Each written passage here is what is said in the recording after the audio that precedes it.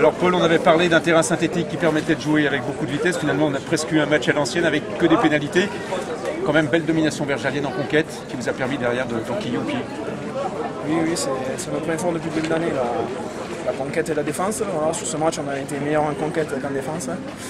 Après, c'était assez pragmatique. On n'a pas su développer notre jeu.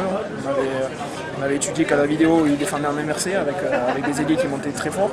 Donc voilà, avec la pression, le frein à main, on n'a pas su écarter nos ballons sur les extérieurs. C'était, je ne sais pas à l'extérieur, mais c'était pas un match plaisant à vivre.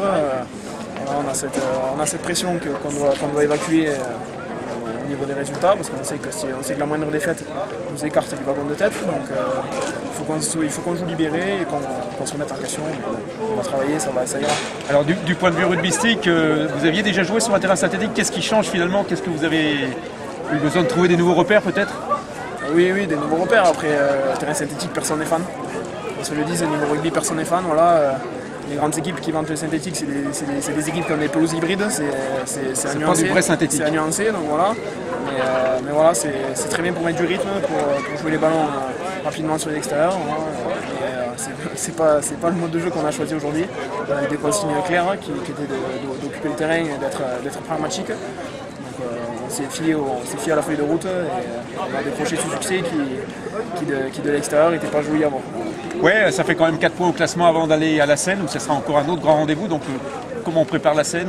Un peu plus serein avec ces 4 points en plus? Un peu plus serein. On va essayer de créer une dynamique sur cette victoire, même s'il n'y a pas grand chose à retenir. Mais comme vous l'avez dit, c'est 4 points. C'est 4 points de prix dans l'escarcelle. On va analyser les résultats de Nice et de Dijon demain. On sait que la moindre défaite sera préjudiciable, donc on va s'approcher, on va se mettre en question et je compte sur nous pour nous faire travailler dès lundi. Ce qui est sympa quand même, c'est qu'aujourd'hui, heureusement qu'il y avait les supporters bergaliens qui sont ceux qui ont mis le plus d'ambiance dans ce petit stade champêtre. Oui. Après, je ne veux pas faire offense à Villeurbanne, mais on s'est senti à la maison. On sait qu'on joue dans un club qui a une identité forte, qui a des supporters extraordinaires. Donc, on a su compter sur le public, on s'est senti à la maison.